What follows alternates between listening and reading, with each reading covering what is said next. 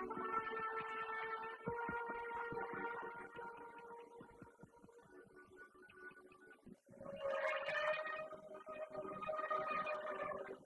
времена тяжелых испытаний, выпадающих на долю любого народа, выжить ему помогает единство устремлений и духа. Так было и не раз в истории многострадального осетинского народа. Через страх и унижение, через коварство и кровь его пытались лишить самоидентичности и уничтожить. Против жесточайших испытаний крепло сокровенное желание людей быть вместе, укреплялась государственность, исторически складывалась территория духа осетинского народа.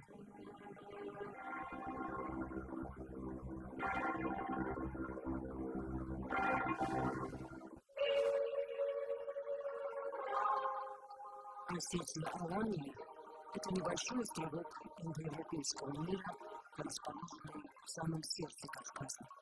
Последний осколок многочисленных древних племен, которых Геродот, Страбон и Птолемей именуют скифами и сарматами. Они высоки ростом, красивые и светловолосые. Они быстрые и стремительные, при этом имеют грозный и устрашающий вид. Так описывает Алан, римский историк IV века Амиан Клин. У античных и средневековых авторов осетины были известны под названием аланы или асы, в древнерусском варианте ясы, в грузинском уси. Позднейшее русское название страны Осетия происходит от грузинского корня.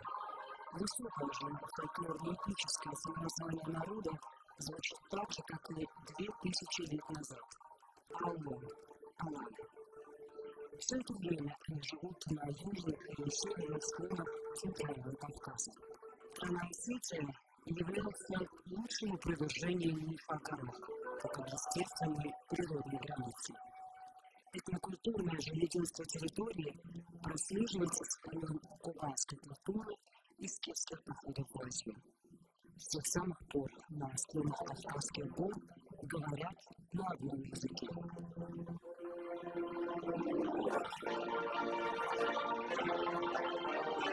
В настоящее время происходит постепенное возвращение к подлинному названию народа и его стране и в русском языке. Часть Осетии, входящая в состав Российской Федерации, названа Республикой Северная Осетия-Алания. Южная ее часть, до недавнего времени входившая в состав Грузии, получила в 2008 году статус независимого государства. Следует отметить, что на протяжении всего этого времени не прерывались этнокультурные и родственные связи на общей территории Кубы.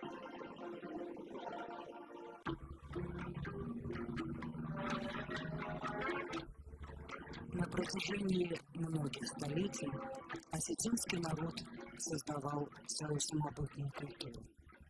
Из глубины веков до нас дошли свидетельства ее зарождения и развития. Как только древних поран осетины бережно хранят и пополняют свое культурное наследие. Французский ученый Жорж Денесель, знаменитый исследователь нартовского эпоса, писал: они, осетины, сберегли до наших дней не только язык как форму, несущую некое культурное содержание, в котором отразилось состояние скифской цивилизации на последних ступенях ее развития, а главное, живые бесцельные, полные архаики, эпические сказания.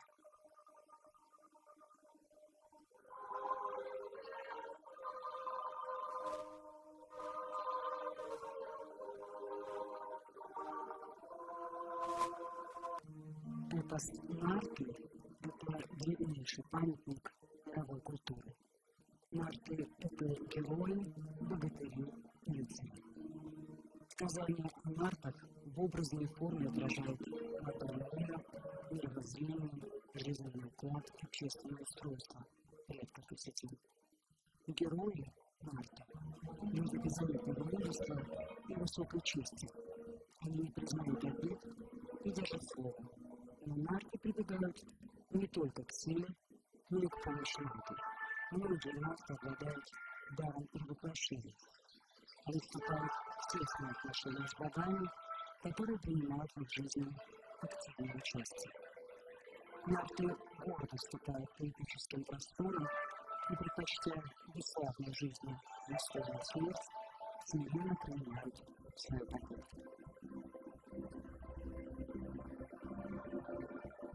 Однако вернемся от мифов к истории. Кавказская Алания средних веков – сильное государство, включавшее обширные территории Центрального Кавказа и Предкавказской равнины. До этого времени Древняя Русь и Осетинское царство Алания имели тесные политические и династические связи. Почти одновременно Алания и русское государство приняли христианство. Трагическая перемена судьбы ожидала Аланию в XIII-XIV веках. В 1938 году в страну ворвались монгольские завоеватели. Героическая борьба за сохранение государства продолжалась почти столетие и закончилась с гибелью последнего осетинского царя Богатара. Не успели горные аланы отстоять свою свободу, как в конце XIV века в Аланию ворвался завоеватель Тимур. Некогда могущественный народ, определявший ход мировой истории, с разрушением Аланского царства потерял все. Гуманитарная катастрофа обрекла людей на безрадостное и тяжелое существование. На смену высокоразвитой по тем временам государственной системе пришли полное разорение и упадок. Аланы были вынуждены крыться в неприступные гора, где сумели сохранить свой древний язык и своеобразие этнической культуры, став основой в процессе формирования современных осетин. Более 30 лет велась жизнь народа в замкнутом пространстве горных ущелий.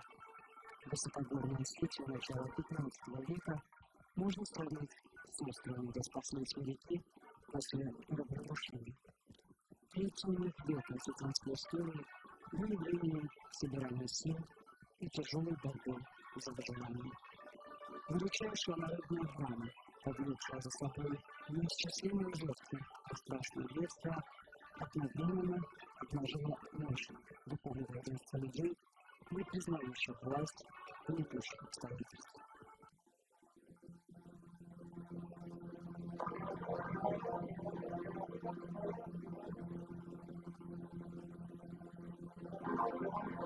Архитектуру Горной Осетии невозможно представить без каменных башен. Белые башни и пещерные крепости древней страны и сегодня напоминают нам о помощи лету древних времен.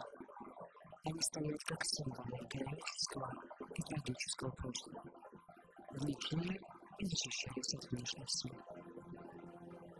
Сторожевые башни строились для наблюдения за подступами к своей территории.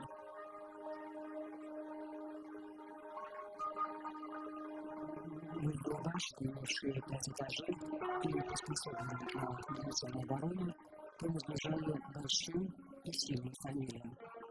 Но столь высокие и более просторные башни в мирное время использовались как обычное жилище.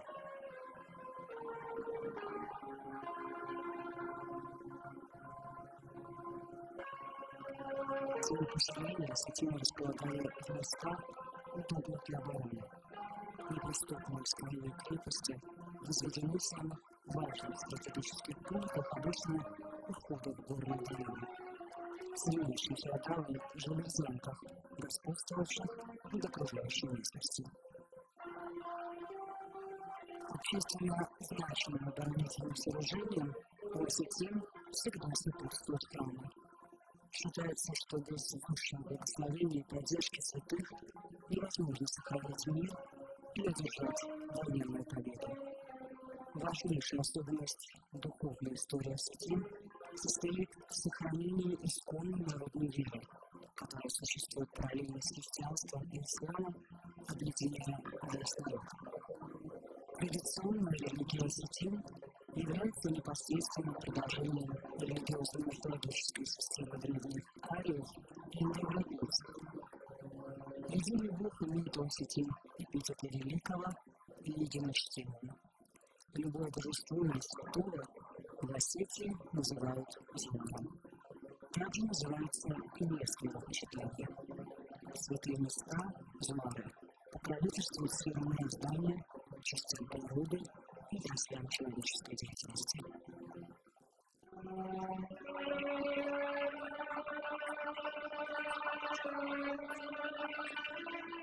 Придерживаясь строгого обрядового канона, осетинская религия всегда обходилась без церковной организации.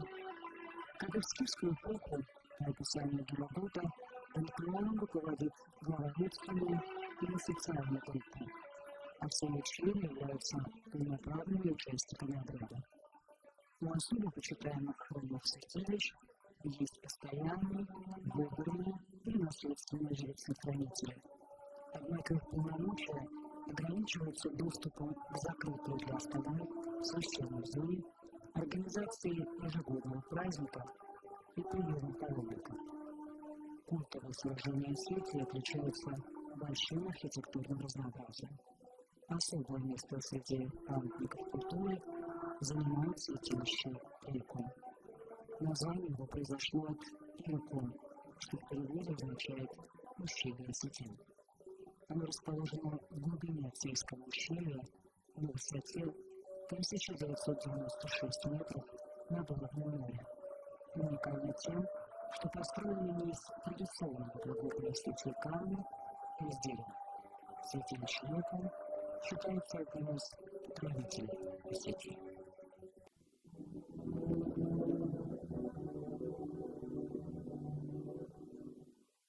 Уникальным памятником аланской культуры является церковь в селении Муза, построенная в начале XIV века. Музайские фрески – один из самых древних на Кавказе и единственный на Северном Кавказе памятник монументальной иконописи палеолитического стиля. Музайский храм является мемориальным сооружением в могиле национального героя азиатского народа, последнего аланского царя-богатыря, погибшего в борьбе за возрождение аланской государственности. В мире нет других подобных храмов, построенных специально для погребения одного человека, не причисленного к лику святых. Автором росписи, опирающейся на кавказские и индонезийские живописные традиции, является аланский художник Луа Тион. Музайские фрески сохранили единственное реалистичное изображение средневековой аланской знати. Сочетание местной архитектурной традиции с высококачественной фресковой росписью живописного византийского канона ставит Музайский храм в ряд выдающихся произведений средневекового искусства. Мастера второй половины XIX века, начала XX, создали новый тип надгробия с реалистическим изображением людей. Поздние портретные памятники иногда дополнены образами и сюжетами из христианской религии. Высшее воплощение идеи мемориалов получило много позже в оригинальном памятнике Ухуру Аштерче скульптора Сусланбека Язева. В основе композиции, которая посвящена воинам, погибшим во Второй мировой войне, святой Георгий, побеждающий змея. Более чем 300 лет разделяется в замкнутом пространстве горных ущелий по обе стороны главного Кавказского хребта закончилось в конце XVIII века, когда естественное тяготение к соседу, родственной и безнаверной России, было отведено договором о присоединении. Россия впервые сформулировала политическую доктрину, которой должны были придерживаться все российские представители в решении вопросов, связанных с Осетией. Суть ее сводилась к следующему: чтобы они, осетины, в торге промыслах и прочих позволенных упражнениях имели свободу, чтобы военные и гражданские начальники не стеснялись в том ни под каким видом, но паче всяким благодеянием и помощью их подкрепляли. Уже на стадии длительных предварительных переговоров было ясно, что стратегическому союзу двух народов не было ни политической, ни экономической альтернативы. Россия на деле выразила полное признание осетинского суверенитета и должна действительно горизонтальный модуль взаимных обязательств. Кстати, за всю историю русско-осетинских отношений Осетия ни разу не нарушила взятых обязательств и всегда была верна союзничеству. Забегаем вперед, скажем, что лет спустя, в начале 21 века, Россия в полной мере продемонстрировала всему миру добрую волю. Первый признав независимость нового государства, республику Южная Осетия. С присоединением к России в истории осетинского народа и языка была открыта новая страница. Уже через 20 лет язык получил письменные формы. Культурная ценность Союза повысилась в результате деятельности Осетинской духовной комиссии, активно переводившей богослужебную литературу и обучавшей желающих грамоте, а затем созданием за десятилетие присоединения первой осетинской духовной школы. В 1798 году вышел в свет катехизис на осетинском языке.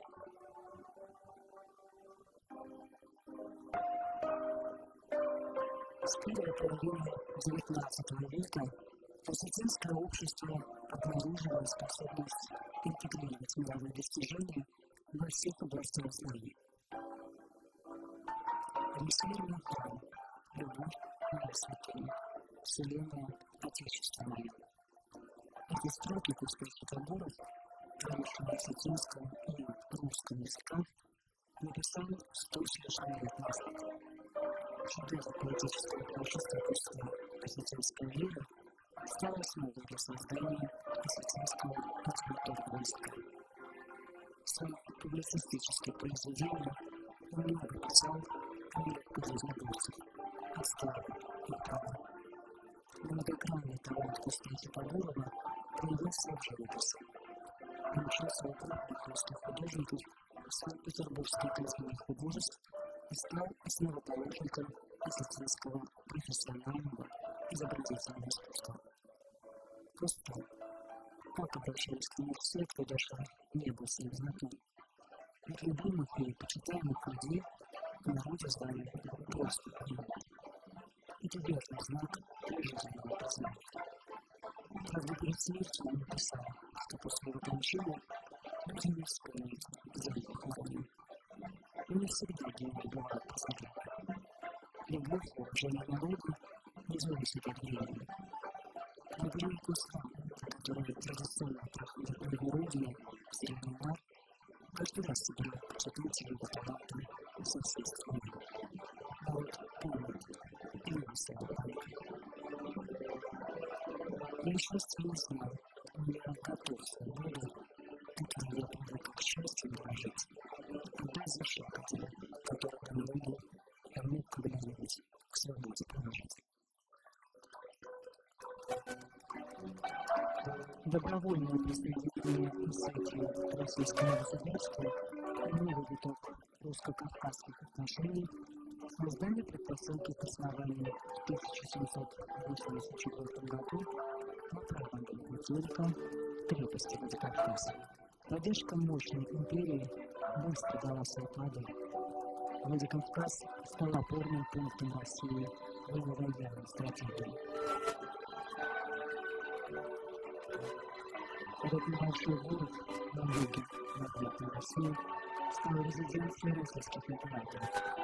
Николая I, который стал первым из правителей Руси, вступившим в Кавказ, Александра II, подписавшего присоединение штата Сахалина, Александра III, в честь которого на привокзальной площади была сружена триумфальная арка, Николая II, который в 2014 году посетил Лондон госпиталь, приложился к чудотворной московской иконе Божьей Матери и передал привет киевским казакам и населению области.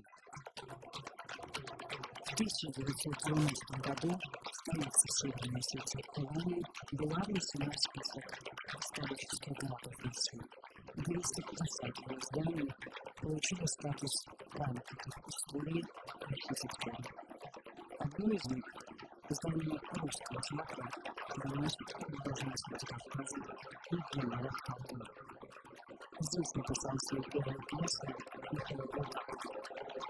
Закавказ очень быстро стал неофициальной столицей всей Осетии.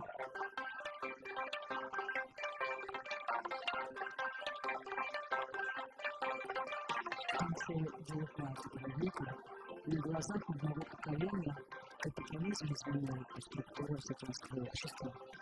В военно-промышленных кругах резко возрос интерес к месторождению цветных металлов. Пришли инвестиции европейских компаний в гидравличную и переработку. Выросли областные осетинские центры. На юге Тихий, на западе Устьяновский. Уже в 30-х годах позапрошлого века в Осетии стали осваивать рудные месторождения. В конце XIX века Алагирский серебро-свинцовый завод дал России первый отечественный свинец. В наше время цветные металлы сплава выплавляются на владикавказских заводах «Электроцинк» и «Победитель», крупнейших предприятий цветной металлургии России.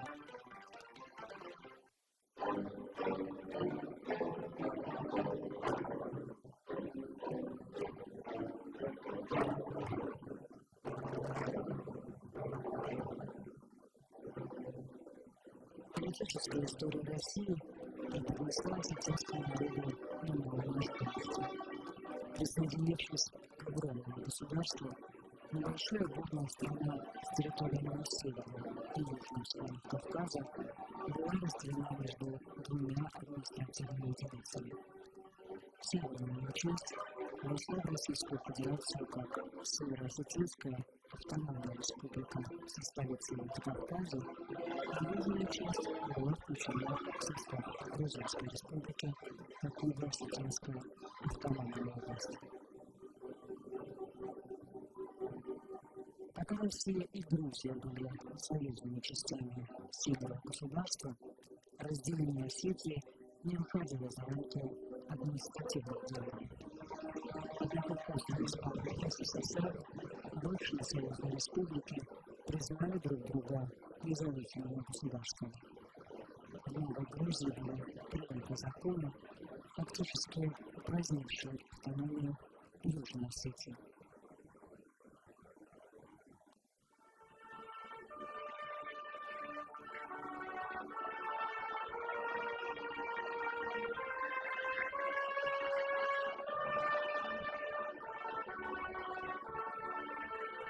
В этих условиях народ Южной Осетии был вынужден объявить о своей независимости. Грузия в ответ ввела на территорию Южной Осетии свои вооруженные формирования. Пролилась первая кровь. Начиная с 1990 года, при посредничестве демократических сил, Южная Осетия жила в автономии и блокадной системе. В августе 2008 года произошло новое крупномасштабное вторжение грузинской армии.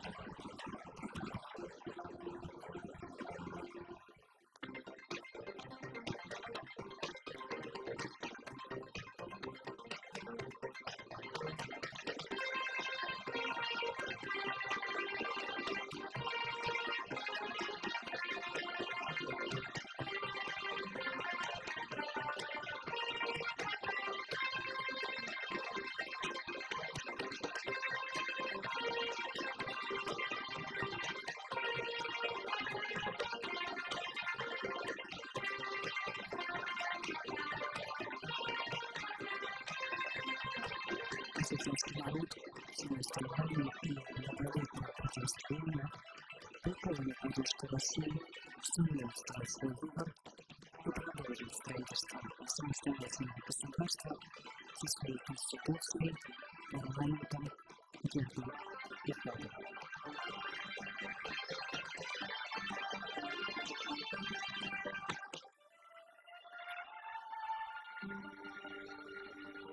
У средневековых алан красный, белый, желтый цвета считались священными. Именно поэтому они стали коммунистической основой государственной символики. Кроме того, эти три цвета отражают еще и социальную структуру древнеосетинского общества. Жрецы – белый цвет, воины – красный и хлебопашцы, скотоводы – желтый цвет.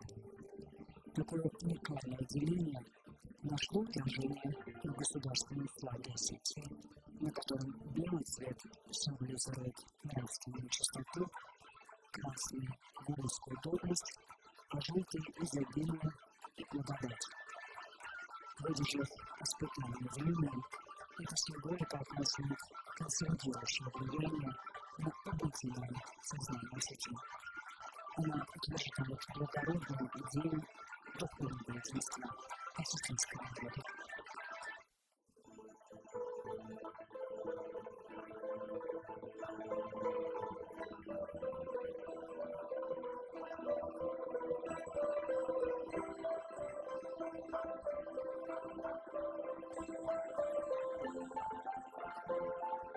Осетия – самая интернациональная страна на Кавказе.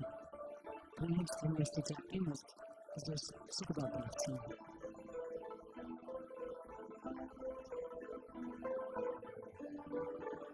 Бесспорно, что каждый народ черпает силу своих культурных традиций и достигает расцвета в контакте с другими культурами.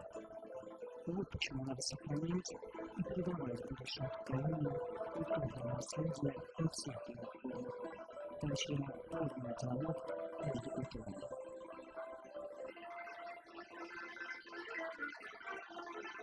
В Осетии, кстати, впервые в России объединились представители разных национальных культурных центров в движении «Наша Осетия». Культурное разнообразие расширяет возможности выбора, обеспечивает полноценную нравственную и духовную жизнь. По отзывам политологов и специалистов по межнациональным отношениям, это движение может стать пионером и можно восприниматься как маленькая лаборатория по регулированию межнациональных и межконфессиональных отношений во всей стране. В начале 21 века Осетия Алания удостоилась высокой оценки ЮНЕСКО за реализацию на практике политики диалога культур и цивилизаций.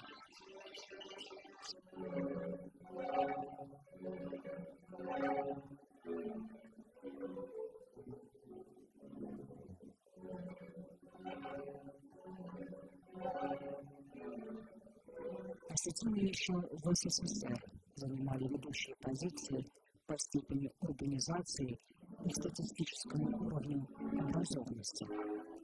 Все это укрепляло единство народа. Высокое духовное состояние общества во многом определялось появлением славной плеяды крупных военачальников, генералов российской армии, таких как Сузрак Курбанов, Хасбулат Юсуфов, Александр Стур, Петр Героев. После Великой Отечественной войны этот перечень продолжился именами Исаклиева, Хаджимара Мансурова, Георгия Хидабурова и многих других.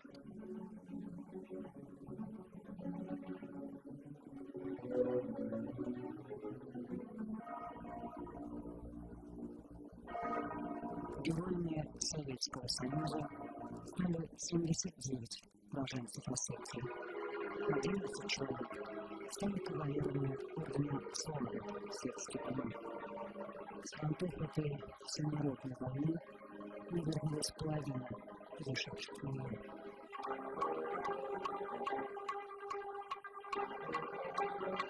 Дорога на Владикавказ стала свободной после захвата Моздока и Нальчика. Важность стратегического положения столицы Средней Осетии заключалась в том, что она была подстолетней преградой на пути к нефти, и в то же время являлась своеобразными воротами на историческом пути Закавказья и Ближний Восток. Это был рубеж, на который решалась судьба всей страны.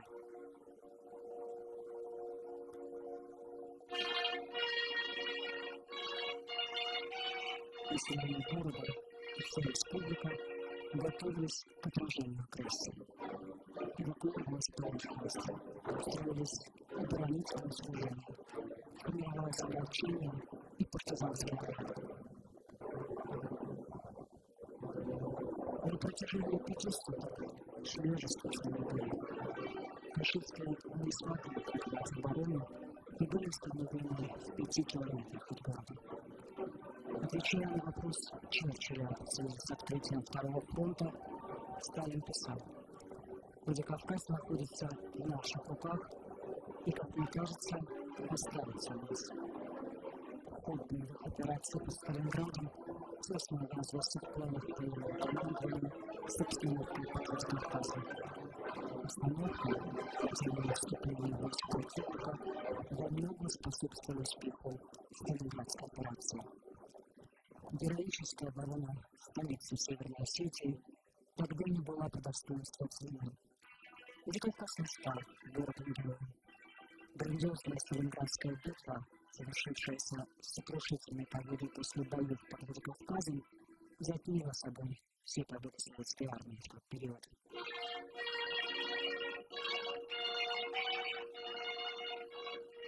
Спустя много лет, в 2007 году, с полной гордостью все жители Осетии вызвал указ президента России о присвоении Владикавказу почетного звания «Город воинской славы» за мужество, стойкость и массовый героизм, проявленные защитниками города в борьбе за свободу и независимость Отечества.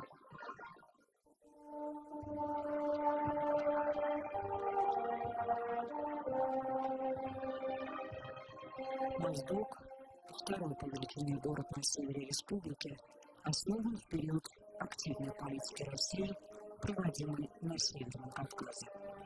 Стратегическое положение этой бывшей крепости знаменитой Кавказской линии не утратило своего значения и в наши дни. На переломе 2 веков этот город перенес две чеченские кампании. История Моздока тесно связана с историей не только Осетии, но и всего Северного Кавказа.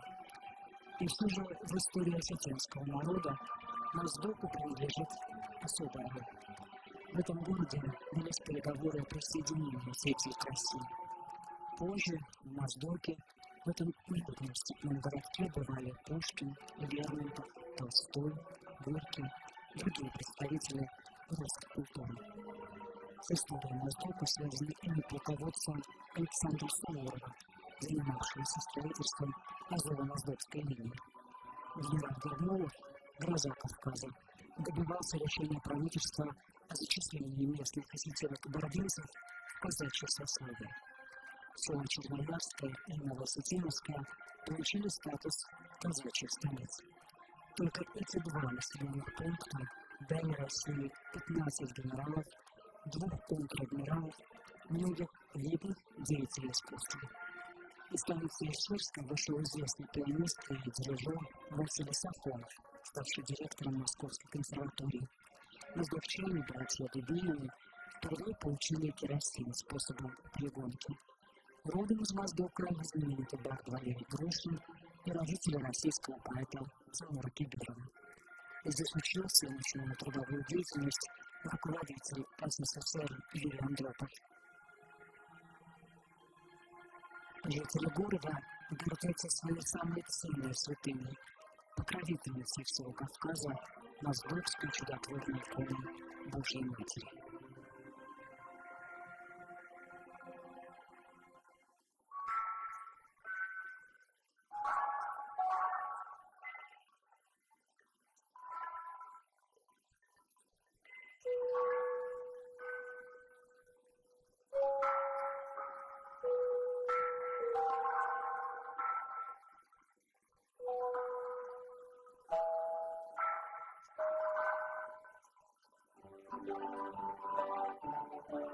Каждой культуре присущи собственные духовные и нравственные ориентиры.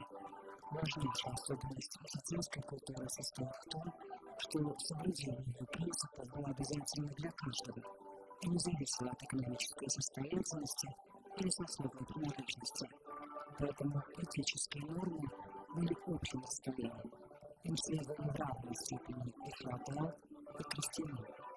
В осетинской общественной морали и правилах поведения всегда ценились почтение к старшим, соблюдение законов гостеприимства и высокое положение женщины. Быть благородным не считалось чем-то исключительным, а было обычной нормой жизни. Считалось неуместным многословие, фамильярность, неуважение к чужому мнению, а невозмутимость, воздержание в еде и питье всегда были в почете. В таких суровых оценках, записанных в своде правил, кроется секрет традиционного для Осетии демократизма, при котором мудрость, мужество и достоинство считалось выше власти богатства, выше религиозной или этнической принадлежности. Традиционные ценности общественного устройства, пришедшие из глубины веков, живут и в современной Осетии, являясь основой ее стабильности и благополучия.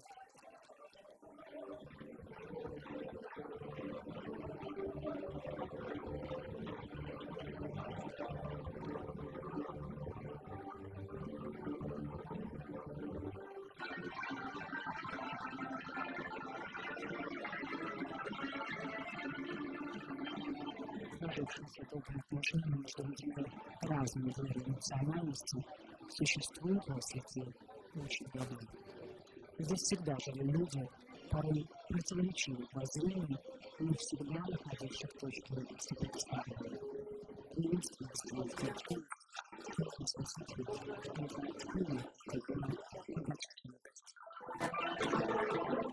Осетия всегда отличалась терпением к знаниям.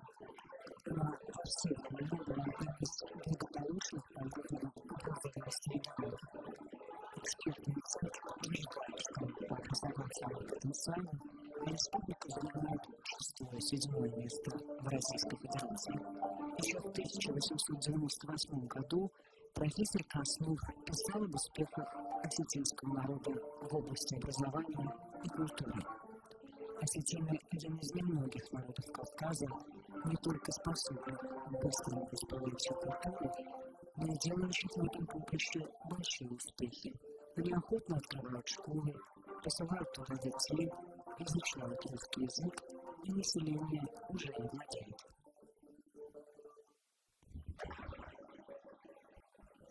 В традиционной культуре каждого народа важное место принадлежит этническому самосознанию. Происхождение от общего предка, кровное родство, языковое единство всегда были критерием отличия в этническом разнообразии окружающего мира. В длительном процессе становления этнического сознания вырабатывались и способы. Традиционная культура осетин характеризуется развитием различных ремесел: обработка камня, металлов, ферма, среднее производство, кузнечное и оружейное дело, золотое шитье, резьба по дереву и так далее. Представление осетин в окружающем мире находило свое выражение в виде орнаментов на каждой вещи, будто предмет домашней утвари, одежды, оружия или намагельный памятник. В каждом поколении выявлялись искусные мастера, творения которых свидетельствовали о высоте духа народа и пополняли национальную сокровищницу. Многие формы традиционной осетинской культуры несут отпечаток глубокого архаизма. К ним относятся сакральные, наиболее консервативные элементы, противостоящие вызовам времени: орнаментика, погребальная обрядность, фольклорные сюжеты. Сегодня именно архаические черты осетинской культуры позволяют прочитать и понять символически знаковый культ древности.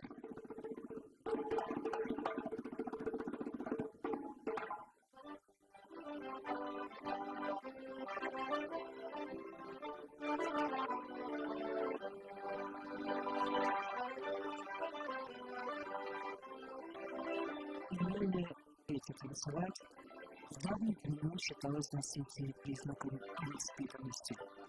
Народная хореография осетин, описанная еще в Дунайском эпосе, всегда отличалась разнообразием стилей, строгостью и богатством выразительных средств. Государственный академический ансамбль народного танца «Алан», созданный в 1938 году, продолжает сохранять замечательные традиции национальной хореографии. Этот прославленный творческий коллектив достойно представляет искусство осетинского народа на сценических площадках всего мира.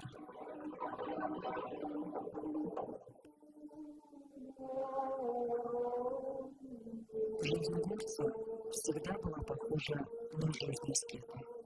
Историческая и духовная память народа бережно сохранила и утверждала эстетический идеал в непрерывных поисках пути спасения. Вместо богатства он имел свободу, а вместо мирских развлечений – духовно-нравственные законы. Главные спутники горца – молитва, обращенная к Всевышнему и его святым, неукротимая сила воли, непоказное мужество и отвага. Поэтому так много святых мест и церквей во всех населенных пунктах Осетии. Они возводились людьми во имя торжества духа и потому сохранились до наших дней. В конце XX века, пережив время воинствующего атеизма, люди с любовью восстанавливают разрушенное и возводят новое на многострадальной земле Осетии.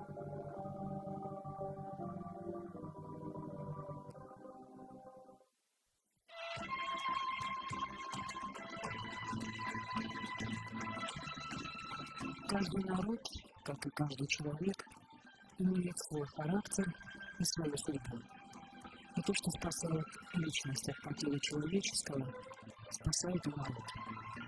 История много раз убеждала нас в том, что жизненно необходимо, чтобы люди по-настоящему понимали свою историческую преемственность. Из этого чувства вызревает главное в жизни – вера в свое будущее. Знание своего прошлого лишь тогда имеет смысл, когда оно помогает раскрыть духовную, созидательную сущность человека. Это и есть основное условие, без которого невозможно развитие. В истории Осетии и Алании ярко и своеобразно проявились общие этапы закономерности становления всего человечества. Выработанные в глубокой древности основы общественной и духовной жизни осетин вселяют надежду, что современная Осетия сможет преодолеть преграды нового века и нового тысячелетия.